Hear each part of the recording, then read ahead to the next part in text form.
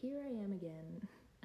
I don't know why I thought this would be a really just quick 10-minute video, because I was just trying to convince you guys that the love that you're seeking does exist, but it actually deserves to be more than 10 minutes. So this is my part two. The point that I was going to make earlier was, while I was taking a couple days, my break. I'm sorry, I look really good right now. I was like kind of distracted by that. I caught myself. I was like, wait. He does exist, guys. I swear my man exists. I swear he does. The point I was gonna make is that 500 Days of Summer has always been such an interesting movie to me, because, everyone watches it and immediately thinks that Tom is the bad guy. Well, Tom is not the bad guy, is what I'm saying. I don't know. It depends your perspective, but it's just so interesting that Summer is, moving forward in the movie, and she literally starts out by being like, romantic love, like love isn't real, it's a fantasy. She goes and gets married. Did she do Tom dirty? Yes and no. Again, all your perspective. She did tell him straight up, like, I don't want a relationship, but it was also very confusing because she was initiating physical stuff with him. It's your perspective. But what I meant by even just bringing that up was, things can change overnight, and that happens with romantic love too. Like, for her to be in that happenstance with Tom, where she's like, romantic love, it's not real, it's a fantasy. That's maybe where you're at. But then look what happens. She goes and she gets married to someone that isn't even Tom. Like, what? So, if you're not convinced already that romantic love does exist, it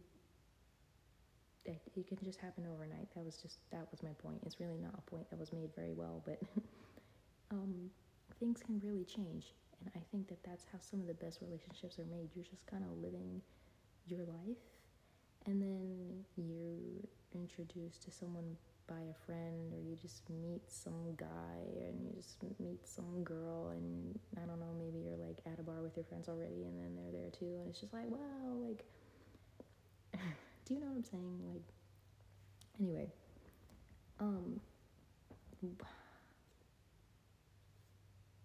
I just wanted to chill with you guys, and now I feel like I'm not illustrating my points very well.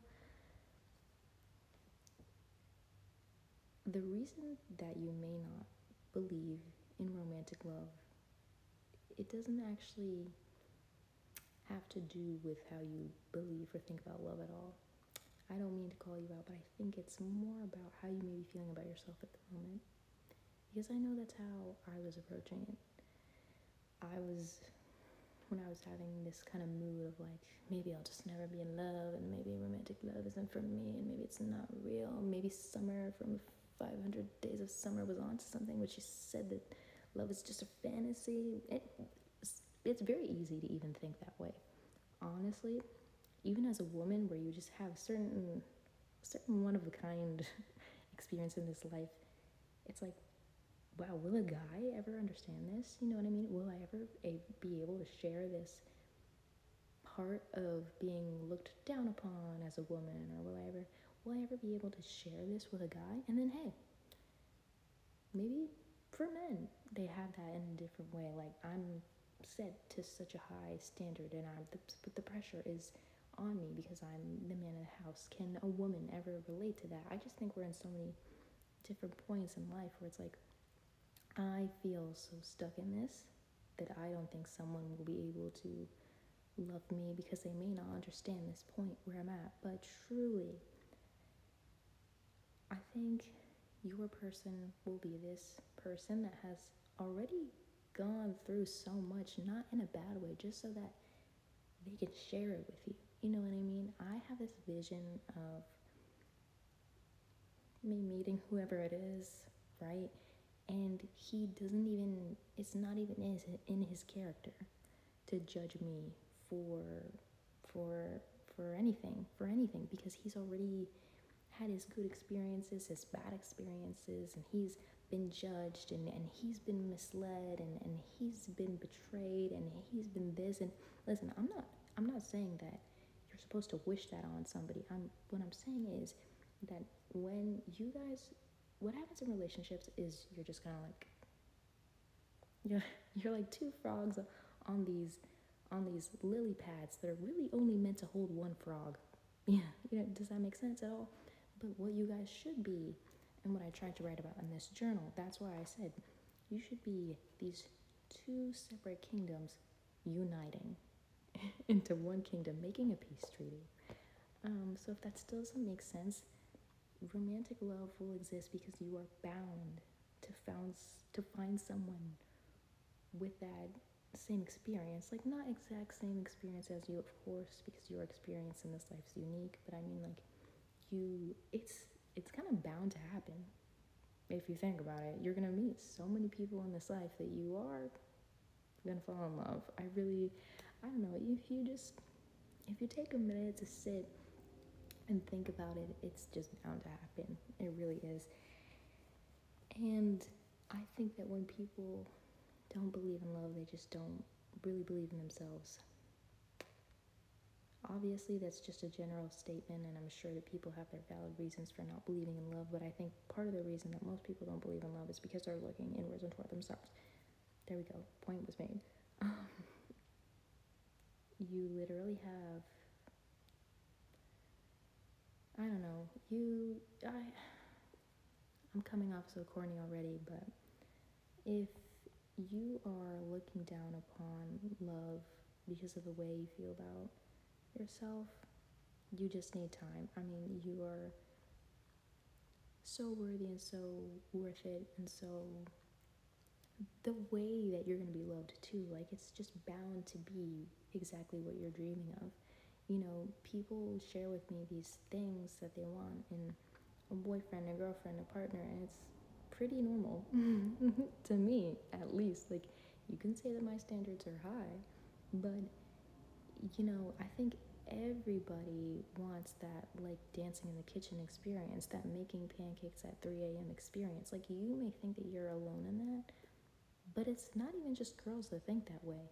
I've been told that, like, oh, girls think of love a certain way and guys think of love a certain way. No. I actually think that we're thinking the same thing. I think that there can be certain factors that can, maybe other older, bitter women can be like, girls, love is this, love is this. And then there can be some, I don't know, bad role models for guys that will tell guys, like, oh, love is this, like, treat her like a robot. Ugh, do you see what I'm saying? I crack myself up. But if you put all of the noise aside, we want the same thing. We want love, we want unity, and it's out there. And I really, really hope that in all of my babbling and in all of my yapping, I encouraged you, because it is like, and I don't even know how to tell you that I know, because I've had my own doubts and my own fears and my own, like, breakdowns, but it's out there. I just know it is. It's something that if it's around you, and even if it's in you, people are bound to see that, and people are honestly bound to love you. And it should not be something that you force. It's just something that's going to happen. And I just feel like the dating world is so bad right now that you guys really needed to be reminded of that. And so did I, to be honest. So we're running out of time, so let me just repeat the most important parts. If you're viewing love in a negative way, maybe you're viewing it that way because of yourself and because of past experiences. Do not let past experiences hold you back from something that could be really good for you. And love exists. It's all around you, even if it's not romantic. But when you're going around as a frog on that lily pad, you will find it. You'll just find it. It will be right there. It will be in your face. You won't be able to deny it even, which is what I do. Sometimes I'm like, oh, I don't even like this person, and then I do like that person too. Love exists. You will find it, and you are full of it.